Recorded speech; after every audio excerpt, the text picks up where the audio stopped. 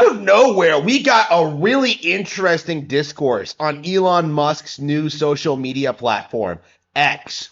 People have been talking about rediscovering Sonic Adventure. There are people who grew up being told that Sonic Adventure 1 and 2, specifically 2, were bad games by YouTubers like Egoraptor and ProJared, only to grow up, play those games, and realize that they're great. Now, if those of you who have been watching this channel know, I don't like Sonic the Hedgehog. I don't like the Genesis games. I don't like the 3D era. I don't like modern Sonic. I don't like the franchise in general. But the Sonic Adventure games are the only ones I've ever liked. Ever really liked. Like, I really, really appreciate what Sonic Adventure does. So I am very, very frustrated. I have always been very, very frustrated with YouTubers who try and do this thing where they're just like, Sonic Adventure isn't good. You only like the Sonic and Shadow stages. The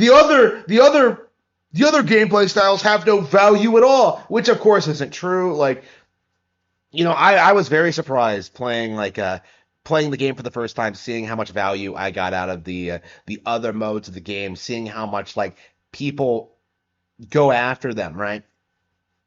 And I've always been very vocal about this, right? Ever since I played Sonic Adventure 2 a couple of years ago, long after the narrative that Sonic had a rough transition into 3D became mainstream 3D discourse. It's been crazy, seeing this happen. YouTubers try to fabricate a narrative, introduce it, have all of their buddies repeat it ad nauseum, and have their fan base blindly repeat it like sheep, right? They really tried to make this meme a reality, that Sonic Adventure was a bad video game series.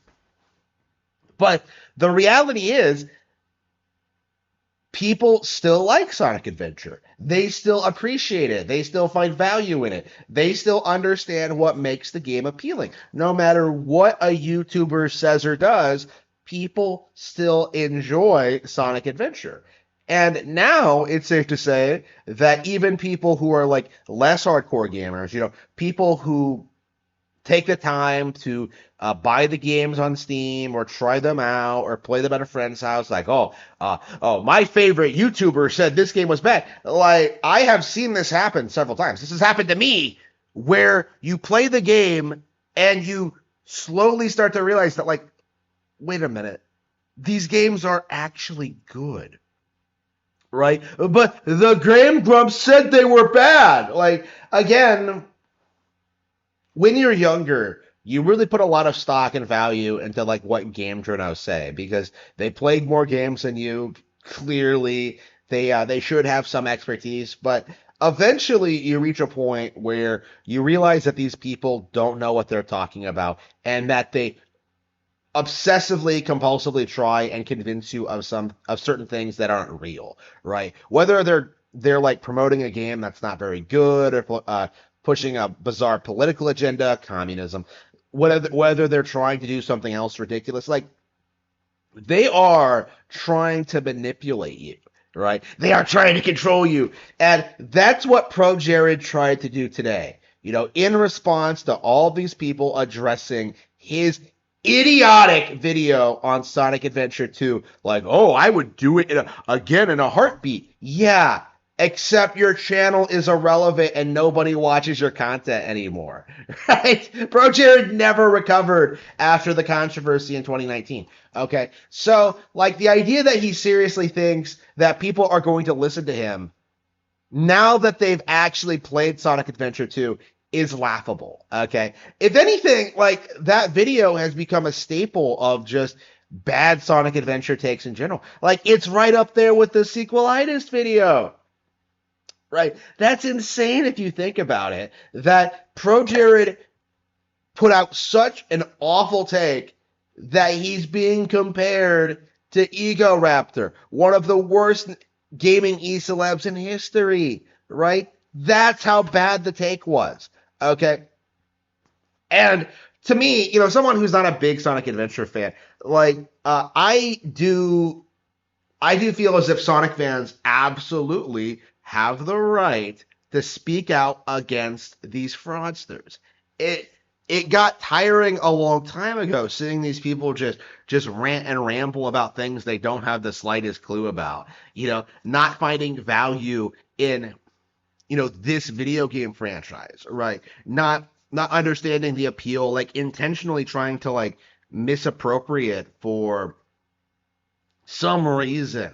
Like, I don't know enough about Sonic Adventure to tell you why there's such a weird contempt to damage control, it as being like the peak of the Sonic brand, or like, just a good game in general. Maybe it's just like anti Dreamcast propaganda, because like there was a lot of like pro PlayStation, anti Dreamcast Sega thing at the time. So this is probably just a byproduct of that. But like, yeah, like Sonic Adventure is legit good though.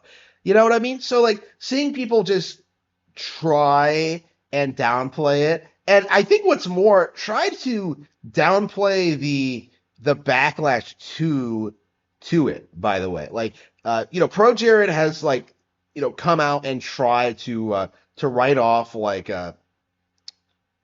people condemning the video, right? And it's just not gonna work. Like the fact is, that video he made is like what, over a decade old now, probably.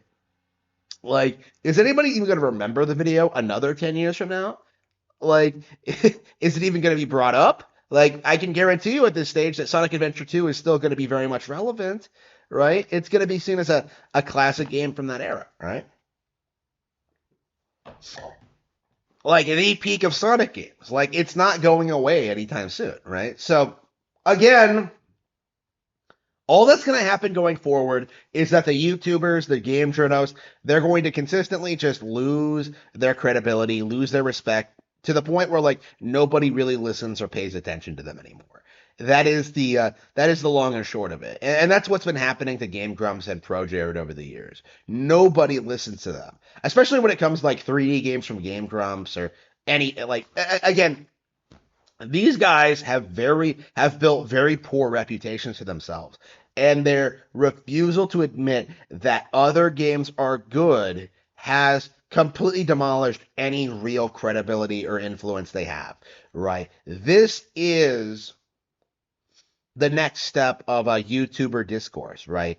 Is acknowledging that the people who were big like 10, 20 years ago, 10 years ago, were never very good gamers, never had a lot of respect for the medium, never had respect for classic games, and were simply using them to kickstart their online careers. It is time we start acknowledging that none of these people have ever done or contributed anything meaningful to gamer culture.